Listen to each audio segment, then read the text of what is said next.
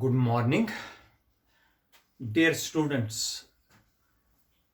पहला क्वेश्चन है इस चैप्टर का, जिसको बोलते हैं state and explain Newton's universal law of gravitation and hence define capital G. Capital G को बोलते हैं यूनिवर्सल ग्रेविटेशनल कांस्टेंट, और इसी यूनिवर्सल ग्रेविटेशनल कांस्टेंट के यूनिट्स और डायमेंशनल फार्मूला देने हैं। ठीक है बेटा, सबसे पहले Newton's universal law of gravitation का स्टेटमेंट देखेंगे। स्टेटमेंट, ठीक है बेटा। ये जो Newton's universal law of gravitation है, ये दिया है इसैक न्यूटन ने, और according to Newton's universal law of gravitation, अगर कोई भी दो बॉडीज ले लीजिए जिनका मास है, मान लीजिए बॉडी ए, इसका मास कैपिटल एम है, और दूसरी बॉडी ले लीजिए जिसको हम बी बोलेंगे, इसका मास स्मॉल एम है। ठीक है, इनके सेंटर्स के बीच में, अगर ये सेंटर है, इनके सेंटर्स के बीच में जो डिस्टेंस है, ये है बेटा, अगर मान लीजिए स्मॉल आर है। ठीक है, स्मॉल आर। अगर आप लोग ऐसे बोलोगे वैसे भी चलेगा। इसका मास है m1 और इसका मास है m2। मैंने क्या लिया बेटा, दो बॉडीज ले ली जिनका मास m1 है और दूसरी बॉडी का मास m2 है, और इनके सेंटर्स के बीच में जो डिस्टेंस है वो स्मॉल r है। ठीक है, let us consider two bodies a and b having masses m1 and m2 respectively. Let r be the distance between the centers of the two bodies as is shown in figure A. मैंने ये figure A में आपको समझाया है। ठीक है, दो bodies ले ली जिनका मास m1 और m2 है, और r है डिस्टेंस उनके सेंटर्स के बीच में। क्लियर? शाबाश। Now Newton's universal law of gravitation statement क्या बोलता है, इन दो बॉडीज के बीच में, क्योंकि इनका मास है, एक फोर्स ऑफ अट्रैक्शन होती है। क्या होती है बेटा? फोर्स ऑफ अट्रैक्शन होती है दो बॉडीज के बीच में जिनका मास हो। ये फोर्स ऑफ अट्रैक्शन दो फैक्टर्स पर डिपेंड करता है। दो फैक्टर्स पर डिपेंड करता है। एक फैक्टर है force of attraction between any two bodies is directly proportional to the product of their masses. इसका मास और इसका मास के प्रोडक्ट के डायरेक्टली प्रोपोर्शनल। अगर इन दो बॉडीज का प्रोडक्ट मास ज्यादा होगा तो फोर्स ऑफ अट्रैक्शन भी ज्यादा होगी।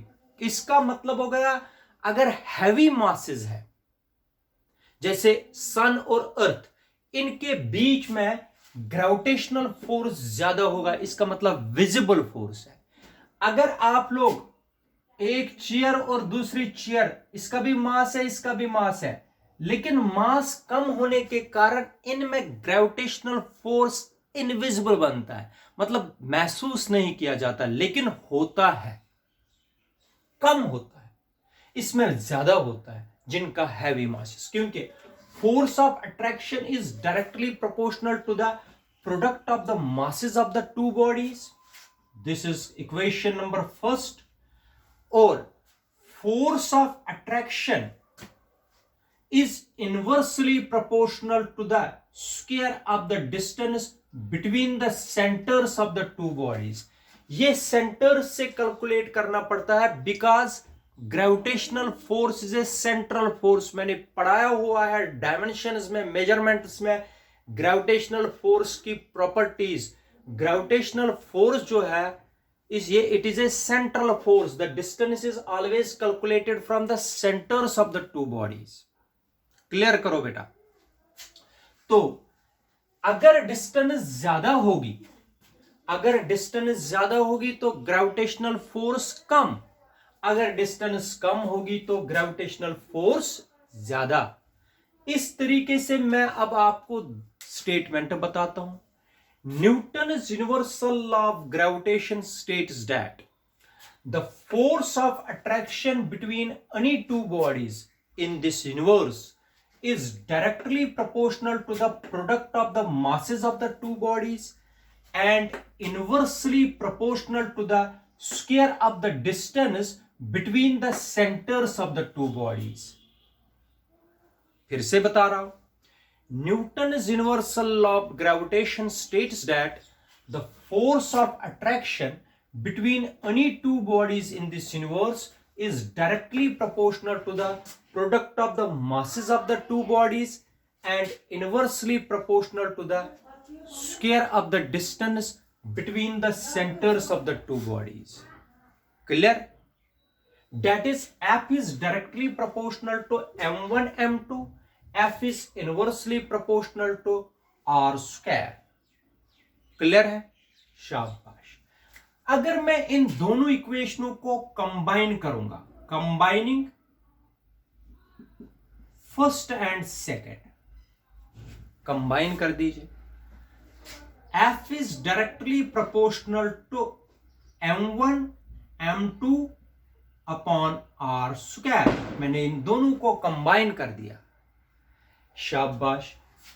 डायरेक्टली प्रोपोर्शनल को जब मैं इक्वलिटी में लाऊंगा, directly proportionality has been removed to equality, then a constant comes, एक कांस्टेंट आता है capital G, m1 m2 upon r square. This is equation number third. This constant G, capital G जो है, it is constant of proportionality, constant of proportionality known as universal gravitational constant, known as universal gravitational constant. इसी को बोलते हैं बेटा Newton's universal gravitational constant. जो universal gravitational constant है वो है कैपिटल जी, और कैपिटल जी का वैल्यू होता है बेटा बराबर value of G, value of G होता है 6.67 इंटू 10⁻⁻11 न्यूटन मीटर स्क्वायर पर केजी स्क्वायर। ये मैं आपको समझाऊंगा यूनिट्स कैसे बनेंगे। न्यूटन मीटर स्क्वायर पर केजी स्क्वायर, ये वैल्यू इस जी का होता है, पहले भी बता चुका हूं। अब इस जी को डिफाइन करना है। डिफाइन जी, जी क्या है बेटा? यूनिवर्सल ग्रेविटेशनल कांस्टेंट है कैपिटल जी। इधर देखो बेटा, if m1 is equal to m2 is equal to 1 kg each, अगर मैंने इस बॉडी का भी मास 1 kg रखा, इस बॉडी का भी मास 1 kg रखा, 1 kg, इसका भी 1 kg, और डिस्टेंस कितनी रखी बेटा इन दोनों के बीच में? 1 मीटर। कितनी रखी? 1 मीटर। तब ये रिलेशन, इक्वेशन फर्स्ट क्या बनेगी? देन इक्वेशन फर्स्ट नहीं, इक्वेशन थर्ड बिकम्स, शाबाश, ये क्या बनेगी? Capital F is equal to जी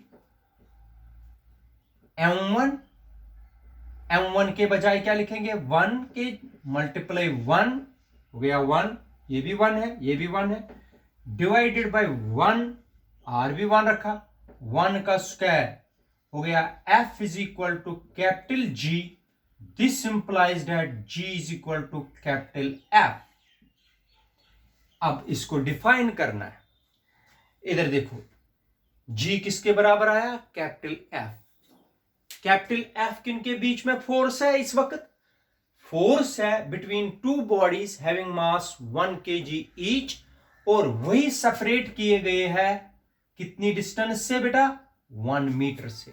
मैं अब बताऊंगा definition. Hence gravitational constant is defined as, gravitational constant is numerically equal to, gravitational constant is numerically equal to, या gravitational constant is defined as the force of attraction between, gravitational constant is defined as the force of attraction between two bodies having mass 1 kg each, which are separated by a distance of 1 meter। शाबाश, फिर से बता रहा हूं, आप लोग cramming नहीं करो, इसको देख के डेफिनेशन बनाओ। Gravitational constant is defined as the force of attraction between any two bodies having mass 1 kg each, which are separated by distance of 1 metre. शाबाश, बता दीजिए what is gravitational constant. Gravitational constant is defined as the force of attraction between two bodies having mass 1 kg each and which are separated by a distance of 1 meter। Clear है, इसको बोलते हैं gravitational constant. अब gravitational constant के units और dimensional formula मैं बताता हूं कैसे बनेगी। ये तो डेफिनेशन हो गई, कैपिटल G की डेफिनेशन मैंने बना दी। अब यूनिट्स और डायमेंशनल फॉर्मूला। यूनिट्स, इधर देखो, इस इक्वेशन से G किसके बराबर हो गया, F को, ये G is equal to F multiply R square upon M1 M2। ये इधर चला गया, M1 M2 नीचे आ गया। अब यूनिट्स बनाओ। एसआई सिस्टम में यूनिट्स बनाएंगे बेटा। एसआई सिस्टम में फोर्स का यूनिट होता है न्यूटन। फोर्स का एसआई सिस्टम में, शाबाश बेटा, एसआई सिस्टम में जी के यूनिट्स, फोर्स का न्यूटन, डिस्टेंस का मीटर स्क्वायर, ये डिस्टेंस है, अपॉन इस मास का हो गया केजी, दूसरे मास का भी केजी, बन गया न्यूटन मीटर स्क्वायर पर केजी स्क्वायर। इस तरीके से आप लोग पेपर में भी यूनिट बनाओगे, ढूंढोगे नहीं, याद नहीं करोगे, सीखोगे कैसे बनाना है। जी हो गया F into R square upon M1 M2। F का न्यूटन, डिस्टेंस का मीटर स्क्वायर, मास का केजी, मास का केजी, न्यूटन मीटर स्क्वायर पर KG square. Clear. CGS system में आप लोग अब खुद ही बना सकते हो। न्यूटन के बजाय फोर्स का डाइन, मीटर के बजाय सेंटीमीटर स्क्वायर 2 बार, मास केजी के बजाय ग्राम स्क्वायर, डाइन सेंटीमीटर स्क्वायर ग्राम स्क्वायर, ये बन गया बेटा CGS unit of capital G. अब अगर बेटा डायमेंशनल फॉर्मूला बनानी है कैपिटल जी की, जो कि हमने ऑलरेडी बनाई हुई है, तो आप लोग वो बना भी सकते हो। देखो जी किसके बराबर है बेटा, जी है बराबर F into R square upon M1 into M2। Clear. सबसे पहले फोर्स की डायमेंशनल M1 L1 T-2 हो गया फोर्स की। तो डिस्टेंस R तो डिस्टेंस है, इनके भी इस डिस्टेंस का होता है L1, L कितने हैं यहां 2, हो गया L2। मास का हो गया M1, दूसरे मास का भी हो गया M1, 2 बारी मास है, तो क्या बनेगा, ये हो गया M2 और m1 हो गया m-1, शाबाश, L3 T-2, m-1 L3 T-2, it is the dimensional formula of capital G। इस तरीके से बेटा ये हो गया Newton universal law of gravitation की स्टेटमेंट। फिर ये एक्सप्लेनेशन मैंने ये F equal to G m1 m2 upon R square, ये हो गया बेटा G Newton universal law of gravitation constant, और इसका वैल्यू ये होता है। इसकी डेफिनेशन बनाई, फिर यूनिट्स बनाए, फिर डायमेंशनल फार्मूला बनाए, तो ये सब मिला के कंप्लीट क्वेश्चन बनता है Newton universal law of gravitation, definition of G के यूनिट्स और डायमेंशनल फार्मूला। क्लियर है बेटा, याद रखा? तो ये है आज का इंपॉर्टेंट क्वेश्चन जो आप लोगों को इस चैप्टर में सबसे पहला ही इंपॉर्टेंट क्वेश्चन है। ठीक है, इसको एक बार रफ पर निकाल दीजिए जैसे मैंने निकाला। जितना जितना मैंने पढ़ाया उतना ही रफ वर्क कर दीजिए, आप लोगों को याद रहेगा। Thank you, have a good day.